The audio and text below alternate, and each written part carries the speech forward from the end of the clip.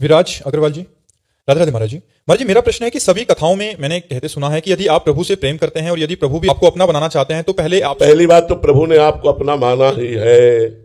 सब मम प्रिय सब मम उपजाए, ये बात तो कोई नहीं कह सकता कि भगवान मुझे अपना नहीं मानते।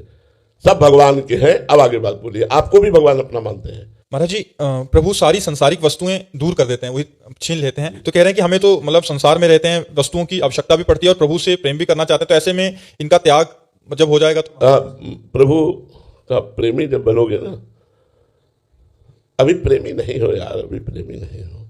प्रेमी जब होगे तो संसारिक वस्तुएं चाहिए क्या? किसी से प्यार हुआ है? जब प्यार होता है ना किसी से भी, भगवान से तो अलग की बात जाने दो, तो अपना सब कुछ समर्पण करने का मन होता है, नहीं होता? आप सब लोग बैठे हो, कहीं ना कहीं किसी का कोई माता से प्यार, किसी का पिता से प्यार, किसी का पत्नी से प्यार, किसी का पुत्र से प्यार, कहीं ना कहीं कुछ ना कुछ एक लगता है कि अपने प्यारे को क्या दे दूं। हम अपनी सोच से बता रहे हैं, अपनी सोच से, क्योंकि हमको भी किसी से प्यार है और ऐसा प्यार है कि शायद तुमको किसी से ऐसा प्यार नहीं हुआ होगा। ऐसा प्यार है, ऐसा लगता है क्या दे दूं, क्या पवा दूं, क्या करूं जिससे प्यारे को सुख मिले, मेरा प्यारा प्रसन्न हो जाए। क्या करूं, क्या करूं, कौन सी ऐसी वस्तु, कौन सा ऐसा नाचूं, गाऊं, रोऊं, चिल्लाऊं, क्या करूं? अपने प्यारे की मुस्कुराहट देखना चाहता हूं।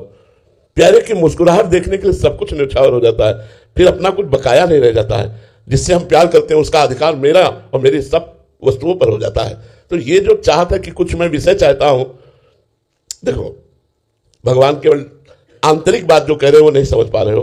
भगवान कहीं राग नहीं रहने देते। सर्वनाश का मतलब राग नहीं रहने देते। जैसे देखो हजारों बच्चे बच्चियां भगवान के मार्ग में सब चल रहे हैं, तो आप ये समझो उनका राग ही नष्ट हुआ है। वो संसार में जो सुख प्राप्त नहीं कर सकते, जो त्रिभुवन में सुख प्राप्त नहीं कर सकते, वो अभी प्राप्त है, जिसका नाम है शांति और आनंद। भगवान के लिए कदम बढ़ाया, सब कुछ छोड़ दिया। केवल अभी प्यार नहीं हुआ भगवान से। प्यार, जिस दिन प्यार हो गया उस दिन शरीर का राग भी छूट जाएगा, उस दिन जन्म मृत्यु का भय भी नष्ट हो जाएगा। अंदर से कदम कदम पर परमानंद की बाढ़ आ रही, हर समय जोश होश सब बिल्कुल चैतन्य रहता है, आनंद रहता है। मृत्यु की जब याद आती है तो आनंद आता है, कब हमारा शरीर छूटेगा, मैं अपनी प्रियाजू के पास जाऊंगा। हर समय एक उत्साह बना रहता है। मरने से ऐसा लगता होगा कि डर लगता है, यहां उत्साह बना है, कब शरीर छूटेगा मैं अपने प्रभु से मिलूं, कब शरीर छूटेगा मैं अपने प्रभु से मिलूं।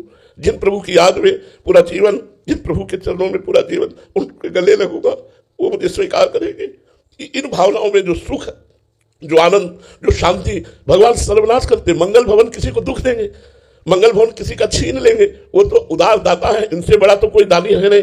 वो देते हैं, वो छीनते नहीं है। छीनते हैं विकार, छीनते हैं राग, छीनते हैं आसक्ति, छीनते हैं ममता, वो देते हैं परमानंद। आज तक किसी एक का बताओ भगवान के द्वारा अमंगल हुआ हो तो बताओ, किसी एक भक्त का बताओ कि भगवान ने अमंगल किया है। हृदय की बात कहते हैं, उनके जैसा कृपाल, उनके जैसा मंगल करने वाला कोई त्रिभुवन में नहीं है।